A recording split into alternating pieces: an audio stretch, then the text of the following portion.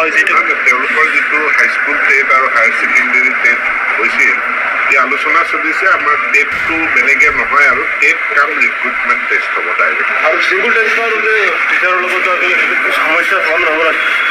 Single ট্ৰেন্সফাৰৰ এখন আইন আছে, আইনে যিখিনি চলি আছিলে হয় অনলাইনত যিসকলে আবেদন কৰিছে, আবেদন কৰাৰ পাছত তেওঁলোকৰ আবেদনসমূহ মানে বিধিসন্মতভাৱে হৈছে নে হোৱা নাই সেইখিনি পৰীক্ষা কৰি চাই আছে খুব সোনকালে।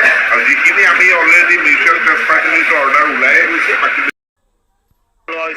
তেওঁলোকৰ যিটো হাইস্কুল টেট আৰু হায়াৰ ছেকেণ্ডেৰী টেট হৈছিল, এই আলোচনা চলিছে আমাৰ টেটটো বেলেগে নহয় আৰু টেট কাম ৰিক্ৰুটমেণ্ট টেষ্ট হ'ব ডাইৰেক্ট। আৰু চিংগুল ট্ৰেন্সফাৰ টিচাৰৰ লগত সমস্যা সমাধান হ'ব লাগে।